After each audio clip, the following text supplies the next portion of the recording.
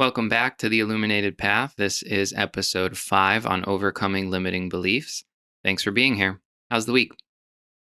The week is going good. I know I've brought up the weather a few times in the past, and it's late September here in Connecticut, and it is getting cold. We're waking up to 45-degree weather, and so, again, I ask everyone who loves fall, like, is 45 degrees really fall weather? I mean, I can say that, like, in the afternoon, it gets pretty nice on most days, but this weekend, there's going to be a day where it doesn't even reach 60 degrees, and so that's not really my jam.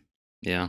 I can't stand the cold, but like I love the fall. But I always say like it's just 10 days. Like that's it. But we're getting a wood stove. That's very Yes. exciting. I cannot wait to heat our house with firewood in the living room and sitting in front of it, and it's going to be great. Yeah. It's peak adulting. Who cut your hair? Looks good. I actually have like an in-house hairdresser. No way. Yeah. She's pretty great. I cut John's hair for him. Yeah. My mom used to be a hairdresser. My best friend is a hairdresser. Shout out to Courtney and her salon, Create Beauty Lounge. So I channel them, and I just do your hair and your hair only. Yeah. It's pretty great.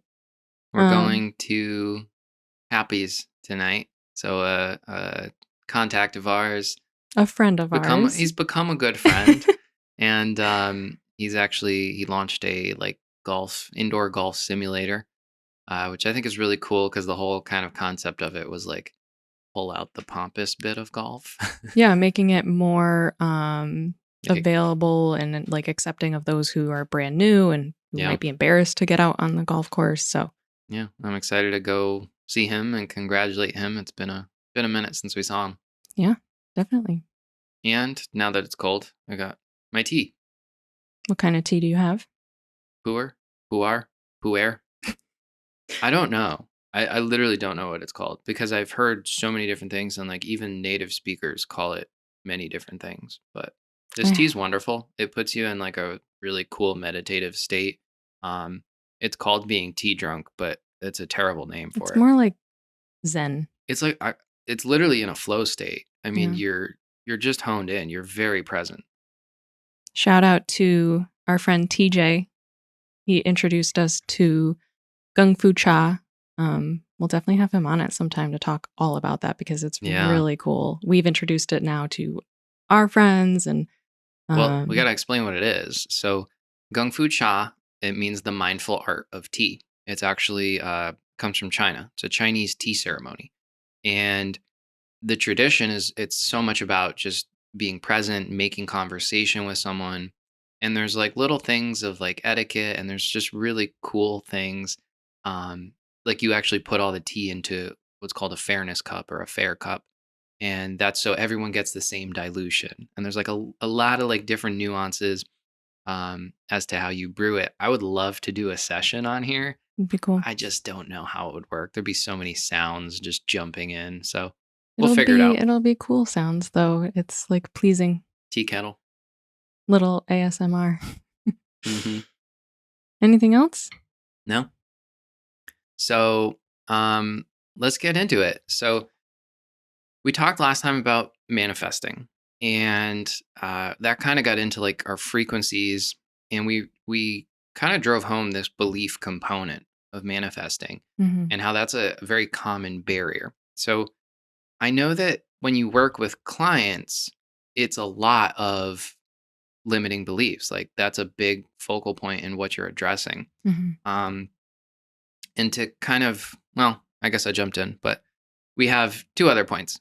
A lot of our episodes have been on the mind. So we're going to transition to the body shortly after this.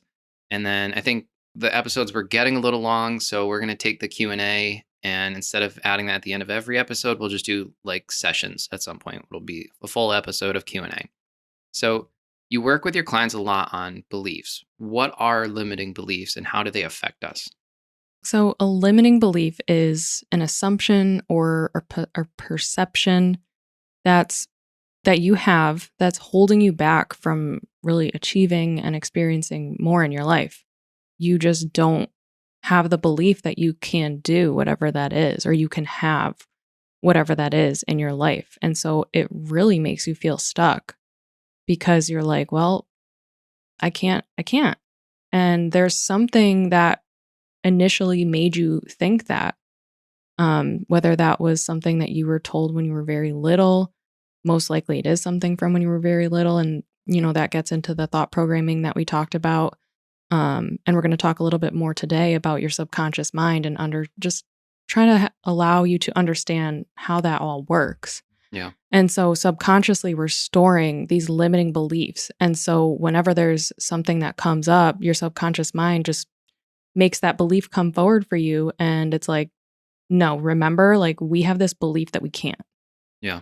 So give me an example. Like what would be a limiting belief? I know you said a lot of it tends to come from childhood and when we're kind of storing those subconscious beliefs. It can be so many things in terms of like maybe your work.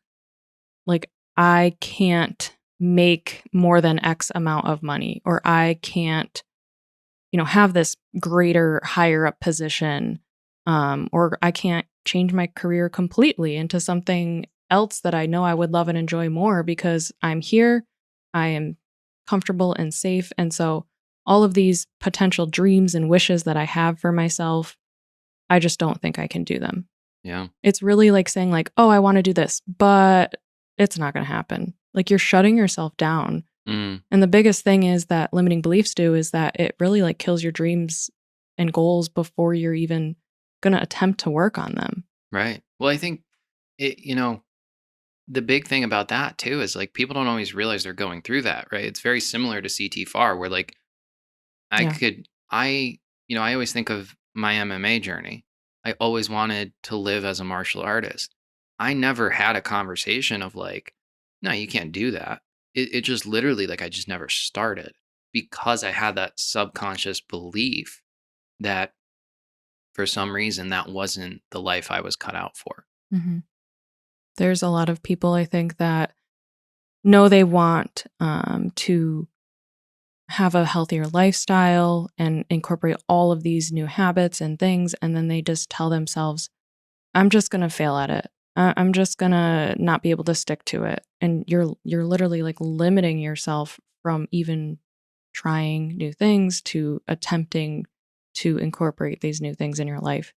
Um, and people have probably heard of the term imposter syndrome. Mm, Um, we've heard about that a lot, and that's really what's behind that is your limiting beliefs. Like you don't see yourself as it's identity. yeah, Yeah. you don't see yourself as someone who is that. So that's because you have a limiting belief that that's not who you are. Yeah. That's You don't. something sorry. No, sorry. I was cutting you off. I I was think th- just okay. I think that's something that we worked on overcoming when we started as entrepreneurs. I mean, Yeah. there's not really anyone in our life that we necessarily like were able to follow and be like, "Oh yeah, we know that they did it and they succeeded and now we're going to, follow in those footsteps." And having a little bit of belief and proof behind like that we could do it. Like we had to really overcome all of that ourselves and know that we could succeed as entrepreneurs. Mm. It's funny because imposter syndrome is such a large topic, especially in entrepreneurship and, small business even. I didn't have that like perspective of it. I always saw it as that's an identity I'm growing into. Yeah. I think everybody kind of thinks like, oh, I'm gonna do this and that's who I am. Well, no, it you grow into it. And I think imposter syndrome comes from not being willing to deal with that waiting period of Hmm. growing into it and having the patience as you take on a new identity. Yeah. And a lot of it also comes from your fear of the perception that others are having of you. And, do I see myself as this person who can accomplish this goal? Does anyone else believe that and see that in me? Yeah. And so there's a lot of fear behind that too. Yeah, definitely. So, personal experiences, right? What are some limiting beliefs that we've had? I talked about this once. I've had a lot of limiting beliefs that my acne will heal. And I talked about the mental component of that and how much I've learned from it. And You mean believing that it won't heal? yeah, Yeah. um, so there's just a struggle that like I've realized I've taken on the identity of someone who just has acne. Yeah. And so there's definitely a lot of work there to do for me. It's there I've done a lot of work. There's still more work. You know, Um, I always think of like you've been on this journey and I'm always kind of wondering how I support you on that because it is, I'm in a unique position. Um but I remember when your naturopathic doctor talked to you about identity and that was the first time cuz you've always been trying a lot. mhm, And that was the first time I heard that and I was like, okay, yeah. No, like that's like a really profound thing to look at, you yeah. know? And so I have to continue to release that identity and the limiting belief that it won't heal. And that's a good point too, is, just because you're aware that something doesn't serve you doesn't mean we can just drop it at the, drop of a hat. Mhm. The reality is it's programming and that takes time. And that's really where the awareness component comes in because we have to be aware of that and intentional in working to get away from it. Yeah. And then I mentioned before, like succeeding as entrepreneurs, and we definitely proved that to ourselves, um, and have grown so much with our marketing business and grew into consulting and everything. And now we're kind of starting all over again. We're now, we have that strong foundation of knowing that we will succeed as entrepreneurs, but we're now taking it in a whole different direction. Yeah. And so I think there were limiting beliefs, and that's what took us longer than we had kind of hoped and anticipated to really get started with the podcast and with everything. Um, so we have overcome some of those, I believe, and I'm sure some will come up here and there throughout, but Yeah. I mean, I was just talking to you about this as like my life personally is so much about me and my music journey and, our family. And I don't have friend groups. I don't have people I go and hang out with. And I see entrepreneurship as such a growth and learning process. It's deeply personal. Um, there's always going to be stuff we're learning and figuring out. But yeah, I think it's really cool. It's fun though to be in this position where knowing we have done it and we have designed our lives, we designed the agency, we designed breaking into consulting work and we designed the clothing line and everything's just kind of coming together now and it's cool. yeah. Um any other examples? I mean, I'm sure there's many more, but I want to talk about. Well, I want to share mine Okay, go cuz ahead. my big one Go for it. is money. Mm. I had a terrible relationship with money. Absolutely terrible. Unfortunately, I think a lot of people do struggle with that. Yep. And that has been probably some of the deepest work I've had to do in terms of becoming an entrepreneur, being, you know, redefining success, even, right? Like, I don't see success as any amount of money. I see success as, am I doing what I want to do? Mhm. The money is like a side component of that, it's the byproduct. I mean, we've Um, even redefined seeing money as a resource. yeah, that's a big one. Yeah. I used to see money as just this like unattainable, difficult to find thing. And, I really had that moment one day of like, there's so much opportunity in the world. And we've got the keyboard warriors on our posts saying, like, well, no, your job is everything. Yikes. You know, it comes down to like, are you enjoying what you're doing? Anyways, I've had to do a lot of work with money and I had a lot of limiting beliefs about how much I was reasonably able to attain doing certain things.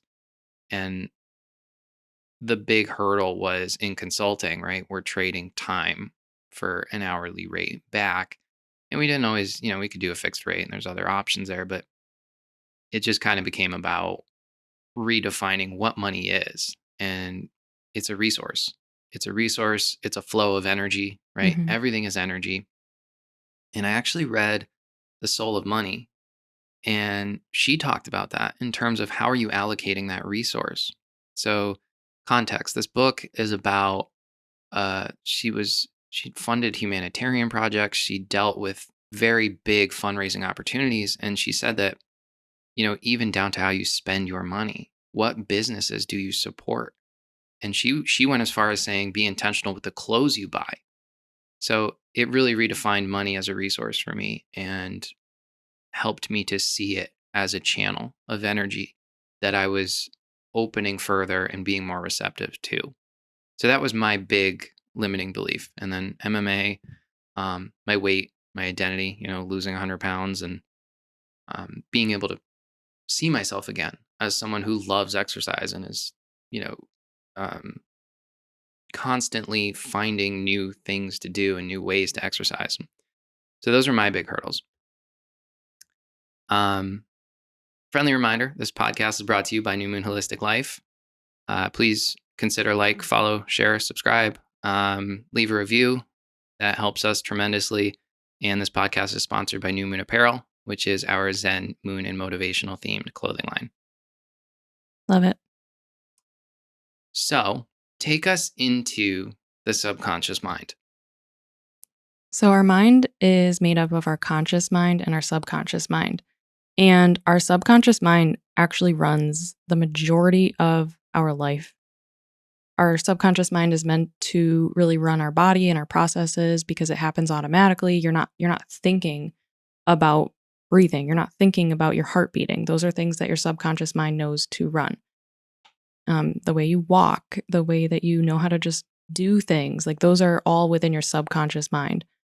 And that's running the majority of your life. And so that's a place where a lot of beliefs are stored, especially those limiting beliefs, and they come out when you're making decisions because your subconscious mind wants to go to what it knows in order to help you make a decision quickly or to help you take action quickly, to continue on the same beliefs that you currently hold because new things are scary to your Yeah. subconscious mind. Yeah. One of my favorite analogies about your subconscious mind is to see your subconscious mind like a garden, and your conscious mind is the gatekeeper at the front of the garden. So, your conscious mind's job is to protect your subconscious mind from false impressions. Your subconscious mind doesn't have the ability to reason or make those decisions. Your conscious mind is doing that for you. And so, whatever you consciously accept as true, your subconscious mind accepts, it plants those seeds, and it's going to continue to look back on those beliefs and those thoughts and ideas to, again, make those decisions quickly and on autopilot. So does that have to then, because I know you said the conscious mind accepts it as true. Where is the role of childhood in this? Because in a lot of situations, right, we're taking on programming. Like you watch TV back to your scheduled programming. And I guess my question is how intentional do we have to be in accepting it? Or are there situations where we take on beliefs unknowingly? A lot of times we're taking on beliefs unknowingly because we're consciously accepting them and listening to them, but especially when we were younger, our beliefs are forming mostly our core beliefs are formed between the ages of 0 and 7. So we Wow. don't necessarily know how to be super conscious and accept everything as true. And we're carrying those beliefs into adulthood. And some people are never addressing them. I mean, think about teaching a child what a color is. If you tell a child that the color blue is actually the color green, they're going to accept it because they trust you. And so when you're a child, you have these different inputs from, like we said before, your parents, your friends, your teachers, your extended family, and what you hear on the TV, what you hear on the radio. And when you're younger and you're hearing these things, There's not a whole lot of reasoning that you've developed yet, so you are conscious, but you are just kind of accepting everything as true, and all of these little seeds are being planted in your garden. Well, like when you're a child, you're mostly a ball of trust and love, Yeah. you know? So I think everything you hear, you accept it as true. And like Mhm. I think of TV, like there's so many things on TV that program this negativity into people. Yeah. And as a child, you don't know any better. It's just one more input. Right. And even if it's, you're in the other room just hearing things, hearing your parents talk, you're accepting stuff Yeah. that they're saying. Like, you don't really know that you're doing that, but that is you taking on those beliefs. A lot of them can become limiting beliefs. I mean, think about being in high school and like talking. Sorry to jump ahead, but No. like, yes, this really does develop as a child, but even it continues to develop. And when you are actually more conscious and able to have a better understanding of how to make those decisions for yourself of what you accept. But think about like when you're in high school and you're talking to your guidance counselor about going to college and they're telling you you can't get into this school, you're not Mm, going to be able to do that type of job just based solely on like your grades, yeah. which your grades are based on taking tests. Hmm. There's so much more to that, to, what makes you who you are and your ability to do a certain job. And again, you're taking on that. That's a limiting belief now. You're not even going to try because someone told you you can't. Like, it's really unfortunate. Yeah.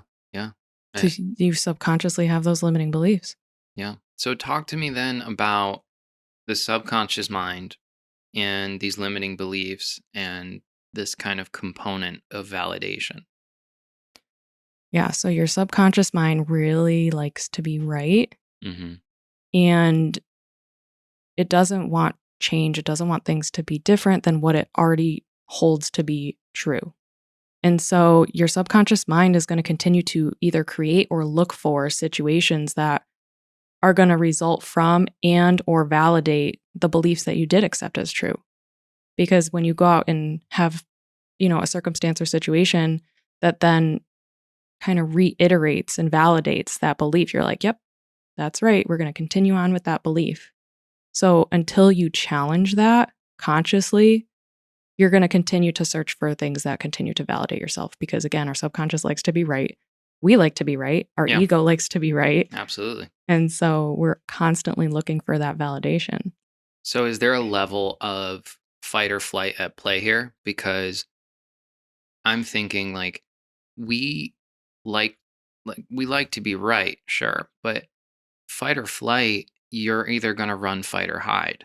And there's a level of that of we like predictability. Yes. So the comfort zone is there.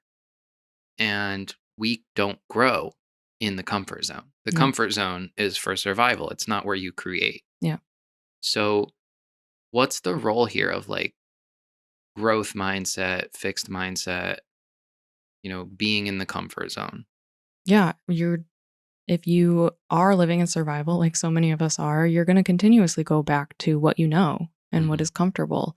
And Just sorry to cut you off. Do you that's think okay. that's why people are afraid of like leaving a job? Absolutely. Yeah. It's the fear of the unknown. Your subconscious mind does not like the unknown. Mm. I wanted to give this metaphor or analogy. I'm not sure which one it is. Um, in manifesting, and it ties in well with limiting beliefs, is people always think they have to have this plan figured out. We only knew that we wanted to be entrepreneurs and we wanted to work for ourselves. We didn't have a play by play of like, this is going to happen and then we're going to make money this way. And, you know, you have to believe, and that's the belief component that, you got to work on, but you have to see the first step. You're not going to see the whole staircase. Yeah. It's about believing that in taking that first step, you're going to go where you want to go. The universe is going to take you there. You gave me a metaphor for that. What was it? Driving? Yeah. So manifesting and like really reaching your goals is, think of yourself as like the passenger in a car that the universe is driving. You've put in the destination, the goal in the GPS, but you're not allowed to determine the exact route you're taking. You're You're going to have ideas of what those actions might be and what types of things you have to do, but you're not going to necessarily know exactly what's going to happen every single day. You just have to continue to work towards it and do things that you know will continue to bring you towards that. yeah, you're the co-pilot sightseeing and along for the journey. Yeah. But they always say in manifesting, we don't pick the timeline. We pick the outcome, Yeah. but we don't get to tell the universe when. Yeah. It's really just about consistency and, like we said last episode, making it a practice. And getting over the limiting belief that you can't do something. Yeah. So let me circle this all back. How do we actually address the limiting beliefs? So I like to teach it in a way of taking passive action and massive action. So passive action is really kind of like the education component and working on your mind and your beliefs. And it's really absorbing new concepts, understanding yourself, understanding the beliefs and thoughts, programming that you have, and believing in your ability to rewire your mind, rewire some of those thoughts, and create new beliefs. And if you're not thinking that's real, it's called neuroplasticity. One of the greatest ways to work on the neuroplasticity of your mind, your brain, your gene expression is actually exercise. It is probably the most potent form of medicine as we know it today. Yeah. You really can't solve a problem or create a new future for yourself based on using old techniques that you have. Yeah. That's not going to get you anywhere new. If you continuously do the same thing, it's not going to create a new outcome. It's the definition of insanity. Yeah. Doing the same thing, expecting different results. Right. And so it's solution based thinking and working on that and focusing on solutions rather than the problems. The problems are going to be there. There are going to always be problems. But if you're just stuck on, I'm having this problem and this problem and this problem, you're going to just be stuck in the problem rather than like, okay, I see this, but how do I get to the next point of actually the solution? And focusing on that and asking yourself and believing that there is a solution will help you to come up with what that is. Yeah. And then massive action is really when you're applying these new skills and concepts that you've learned. Like I said, nothing can change without that shift, and you're without a shift in your behavior. Yeah. You have to add new things into your life. It's that consistency. It's your life is created by your day-to-day habits. Yeah. And I think that ties in with there's two things I'm thinking. First is intention, right? Massive action, passive action. You have to have some level of intention into what you're trying to accomplish. And then the other was the last component we mentioned of manifestation, which was integration Mhm. and having some sort of routine or habit that's actually working toward your manifestation and your intended outcome. Um, I always think of the book Atomic Habits. Mm. I read that book and it was nothing. That's not true. There was new information in there, but it really was about how the tiniest movement in the right direction is life changing. 1% better every day, right?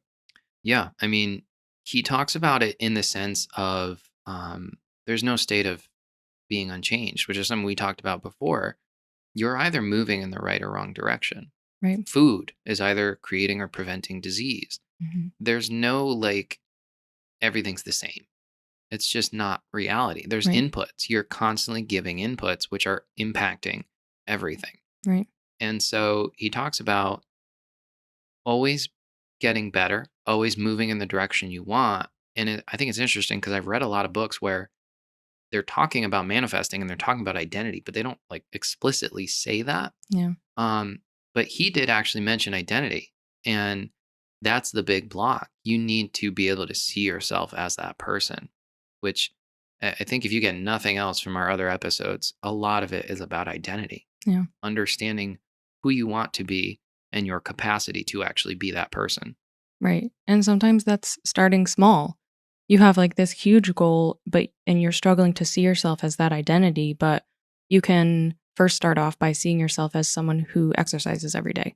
Oh, yeah. He he had an example in that book where people who were overweight and they wanted to exercise, instead of saying like, "I got to get to the gym every day," atomic habits. Atomic is very small, very very minuscule, and the whole point is you just need to start somewhere. So he actually had the example of people just showing up, going to the gym, sit there for 2 minutes, sit there for 5 minutes, and then leave. If you feel like working out, go work out.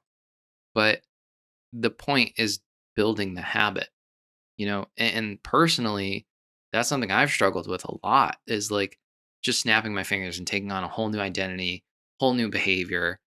And anytime I'm redesigning my life, it's a challenge and it's hard work and it's an adjustment and Hmm. it's a constant reminder to be patient Yeah. with myself. Yeah. Yeah. Yeah. And that example of, just driving to the gym and sitting there, not even going in, Yeah. like you're building the habit, but you're also building that trust within yourself I and can that do it. belief that Yeah. you can show up for yourself. So how can you then continue to improve that every day? And Slowly. yeah. There's nothing wrong with going slow No. as long as you're going towards it, like again, the 1%. Yeah. I mean, massive action really requires you to make a plan, set goals, take taking some sort of step every single day, no matter how small or big it is. And I think you sent me something on Instagram or something one time where someone was talking about if you have a goal, write down like 20 different ways or something that you can reach that goal. Yep. Well, it was Alex Hermosi, and he was illustrating that, um, people say they want to make $1 million. Mm, And his point was like, anybody can make $1 million, but you also need to understand there's a million ways to make $1 million. You can have, and he gave the exact number. I can't do math that quickly anymore. I need a calculator for that. But he was saying, like, 1,000 people paying $10 versus, 100 people paying $100, whatever. I know that math doesn't add up. But the point was, there's a lot of ways to reach your goal. And in that context, him and Grant Cardone even talk about it.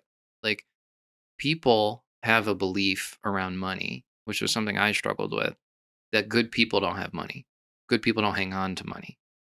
And not only is that false, mhm. but Grant Cardone has something called the Millionaire Pamphlet or something. And the idea is that you have a responsibility to be wealthy because it is actually the most selfless action you can take because it allows you to provide for people in your life. Mhm. And Ryan Pineda talks about that in his book, The Wealthy Way. Yeah, I think awareness is a very real component again because you need to take inventory on what you actually do believe. You can't assess your limiting beliefs if you're not having those deeper conversations with yourself. I think to kind of lay this out, right? Decide what you want in your life. Use the blueprint from episode 4, our manifestation episode, and then take this information. What is the massive action? What's the passive action? And use that to then go, what challenges do I foresee? Yeah. What beliefs am I holding that will prevent me from getting there? So, And how can I work on starting to change those? yep.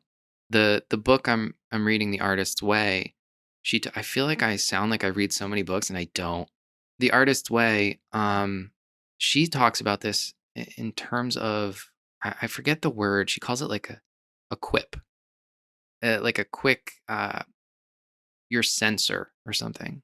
And the idea is she's writing, she gives these affirmations to recover your creativity. So mine is I'm a brilliant and prolific singer, songwriter, and musician, right? That's like my big goal in life. And her point is after you write that, what does your sensor say? The negativity within you. Mm. What comes up? Do Are you you believe going it or do you feel yourself right? getting anxious about it? Are you going, no, you're not. No, you can't do that. Well, then start asking why. Hmm. So I think the bigger point here, and what I'm trying to say, talk to yourself. I feel like people make this such a weird thing. Like, oh, I can't talk. I talk to myself nonstop all day, every day. I make jokes with myself. I laugh by myself. But the point is, you can't get there and figure these things out if you're not willing to have a conversation with yourself. And that goes back to awareness. Like people run from that conversation. Hmm. Yeah, because so much of us is running on autopilot, and you're not willing to see these possibilities, to start taking steps to change these beliefs and to change the subconscious mind from running your every single day. Yeah. So our day to day is we're having the same thoughts, and that's run by your subconscious. And Did you share that? It's like 95%. yeah, I think I did. I think I said that. Yeah, our subconscious mind runs like 95% of our lives. Yeah. So your thoughts from day to day, Don't change. they're about 95% the same. It's recycled thoughts. Yeah, that's why you have to really pull out the conscious part, pull out the being present and not accepting every thought as true. Yeah. Like you said, you have to question them. Yeah. It's intentional living. Just again, like when you speak aloud, here's a fun fact. When you speak what you want, it is, I believe, like 7 times more powerful in terms of like what you're putting out into the universe because you're actually speaking the intention and giving it life. Hmm. By speaking it, that sound is a manifestation. Right. So it works the other way. When you speak negativity, it's actually more powerful than the positive thoughts. So they have a bigger impact because our world is pushing us toward negativity constantly. All the inputs, everything that we're programmed to and around and exposed to, it leans much more negative. Yeah. And so becoming intentional, speaking positivity in what you're trying to do, what you're trying to achieve, what you're trying to manifest, it plays a very big role in your outcome. Your negative thoughts are habits. Yes. Yeah. They're habits that your brain is continually repeating because that's what it knows. Yeah. And so you have to recognize that and create the habit of intentionally choosing to have positive thoughts and using affirmations, and the repetitive consistency of that will start to rewire Yeah. your brain. I've seen clips of people being like, well, affirmations don't work. Affirmations work well. The issue is people don't believe. Right. That's why we're saying it's a practice. So going back to our example from our last episode, right? I had a terrible relationship with money. We were making between like $800 and $1,200 a month. And we were writing, I'm so happy and grateful to be making $10,000 a month. I didn't believe that right away. And there were days I showed up and I was like, what, writing it down is going to make it happen? But over time, I believed it. I spent time reflecting on the emotions that I was writing, happy and grateful. And again, gratitude, the highest frequency. Mhm. So that helped me address the limiting belief. It helped me connect with the feelings. It helped me reach the goal and the outcome that I was trying to achieve. And so you can use affirmations for anything, but the point is, it needs to be a consistent practice. Mhm. And there needs to be the feeling and belief within it, not just reciting words on a piece of paper and be like, I did them. Did my Yeah. affirmations. I Yeah. am great. I am smart. Okay, done. Yeah. Yeah. Can't can't just show up and call it a day. I mean, you really have to be um there, mentally present and intentional because if you're just going through the motions again, it's not going to happen. Yeah. And I just want to throw out there, the only difference between you and the random person who has achieved the goal that you want to achieve is the fact that they were able to overcome the limiting belief Mm, and took the steps. yeah. Yeah. We need to stop thinking, well, I couldn't do that. That's going to stop you from ever even attempting anything. And sure, you can live your life just steady flow, same every single day. But if you're not happy with that, then you're going to kind of live with some of that negativity and that what if and lacking some fulfillment potentially. Yeah. I have a very real belief that everybody on this planet was born to do something great. However, I also believe everyone's definition of great is different. Yeah, And so there's nothing if wrong with you're that. right, if you're happy in a cubicle working 9 to 5, fine. That's great. I'm happy for you. But that's like nails on a chalkboard to me. Yeah. So I respect the decision, Mhm. but I also wouldn't choose it myself. Yeah. But Ha- if you're then complaining about it, right. you're Are you really happy? are you? Yeah. Yeah. Anything else? No, I think that was a lot. I hope that gets you thinking and makes you want to start thinking about what actions you can take and start to really look at what limiting beliefs do you have that are holding you back. Yeah. I think, the big thing too, I'm about to make this episode a little longer. Expectations and assumptions. Oh So, boy. yeah, but like, I mean that we'll have to dive deeper into that at a later time. But my point is, people have these beliefs that someone else is holding them back. Mm, It's not someone else, it's the belief you have, the power you're giving them in their thoughts and the things they've said to you that is making you behave a certain way. yeah. Um, so don't make don't make assumptions about what people should and shouldn't say. They're not within your control. And don't have expectations because I think, you know, every business venture we've ever launched has been shocking who hasn't supported and who has, where the supports come from. Um, yeah, that we'll have to dive deeper into expectations and assumptions Hmm. another time. But um, in addressing your limiting beliefs, spend time on, is there someone you're trying to blame Mm. for your lack of happiness or success? Or lack of taking action. Yeah. A lot of times we're standing still and blaming someone else when in reality, we're giving them power. Yeah. Take the power back. Yeah. Again, holistic living is about personal power. Yeah. Absolutely. All right. That's what I got now. Awesome. Thank you so much for tuning in.